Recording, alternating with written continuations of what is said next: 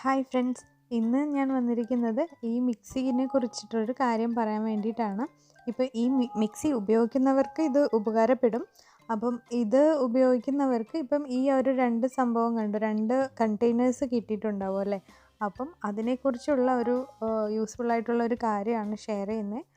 അപ്പോൾ വീഡിയോയിലോട്ട് കിടക്കാം. പിന്നെ സബ്സ്ക്രൈബ് ചെയ്യാത്തവരാരെങ്കിലും ഈ വീഡിയോ കാണുന്നുണ്ടെങ്കിൽ ഒന്ന് സബ്സ്ക്രൈബ് ചെയ്തേക്കണേ. അപ്പോൾ നമ്മൾ പ്രീതിയുടെ മിക്സി ഉപയോഗിക്കുമ്പോൾ ഈ ജാറായിരിക്കും എല്ലാവരുടെയും ഫേവറേറ്റ് അല്ലേ.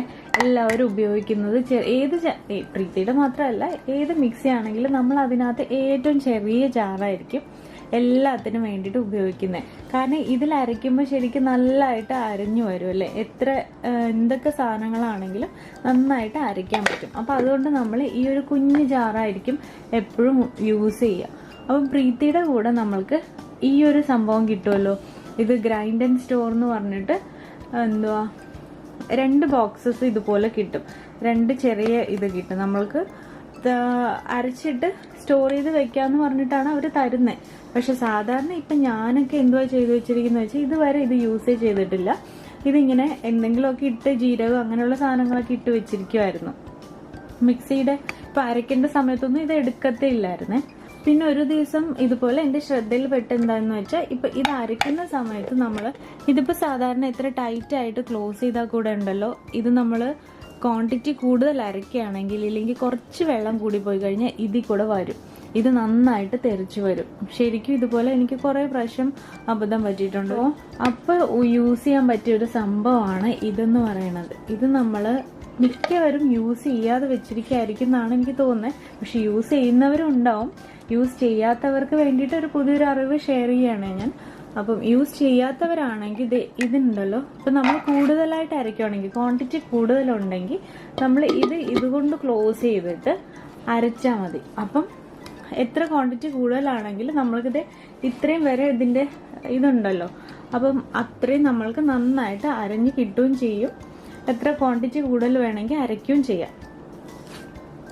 അപ്പം ഇതിനകത്ത് ഇട്ടതിന് ശേഷം നമ്മൾക്ക് ഇത് കമഴ്ത്തി വെച്ചാൽ മതി. അപ്പം കൂടുതൽ ക്വാണ്ടിറ്റി അരയ്ക്കാൻ പറ്റും.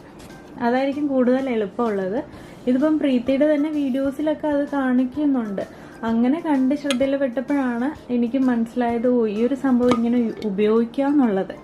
അതുവരെ ഞാൻ ഉപയോഗിക്കാതിരിക്കുകയായിരുന്നു. ഇതിൽ പാകമാവുന്നത് മാത്രം അത്രയും തന്നെ ഇട്ടിട്ട് കഷ്ടപ്പെട്ടിട്ടൊക്കെ ആയിരുന്നു അരയ്ക്കുക. ഒരു ഇച്ചിരി കൂടുതൽ അരയ്ക്കണമെങ്കിൽ പിന്നെ വലിയ ജാറൊക്കെ എടുത്തിട്ട് അരയ്ക്കുമായിരുന്നു. പക്ഷെ ഇനിയിപ്പോൾ നമ്മുടെ ഈ ഫേവറേറ്റ് ജാർ ഉണ്ടല്ലോ, ഇതിൽ തന്നെ നമ്മൾക്ക് എത്ര വേണമെങ്കിലും ക്വാണ്ടിറ്റി, എത്രയെന്ന് പറയുമ്പോൾ ഇതിൽ എത്രയാണോ കൊള്ളാൻ പറ്റുന്നത് അത്രയും രീതിയിലുള്ള എല്ലാ സംഭവങ്ങളും നമുക്ക് നന്നായിട്ട് അരച്ചെടുക്കാൻ പറ്റുമേ. അപ്പം നിങ്ങളിത് ഈ ഒരു ടൈപ്പ് ഓഫ് മിക്സിയാണ് ഉപയോഗിക്കുന്നതെങ്കിൽ ഇത് ഉപകാരപ്പെടും. ഒരു ഇച്ചിരി സംഭവങ്ങളൊക്കെ അരയ്ക്കുമ്പോൾ മാത്രം ഈ ഒരു മൂടി ഉപയോഗിച്ചാൽ മതി. അല്ലാതെ ഒരുപാട് തേങ്ങയോ അല്ലെങ്കിൽ ഇതുപോലെ തക്കാളിയുടെ ഒക്കെ പേസ്റ്റ് ചെയ്യണം, അങ്ങനെ അല്ലെങ്കിൽ കുറച്ച് കൂടുതൽ ചമ്മന്തി അരയ്ക്കണം എന്നൊക്കെ പറയുമ്പോൾ നമ്മൾക്ക് ഇത് അടിച്ചു വെച്ചിട്ട് ചെയ്യുവാണെങ്കിൽ ശരിക്കും വെളിയിലൊന്നും തെറിക്കത്തുമില്ല. അതുപോലെ തന്നെ എളുപ്പത്തിൽ നമുക്ക് ക്വാണ്ടിറ്റിക്ക് എത്ര കൂടുതൽ ക്വാണ്ടിറ്റി വേണോ അത് കിട്ടുകയും ചെയ്യും. അപ്പോൾ അത്രേ ഉള്ളൂ. ഇത് ഞാനിങ്ങനെ അറിഞ്ഞപ്പോൾ നിങ്ങളായിട്ടൊന്ന് ഷെയർ ചെയ്യാമെന്ന് വെച്ചാണ്.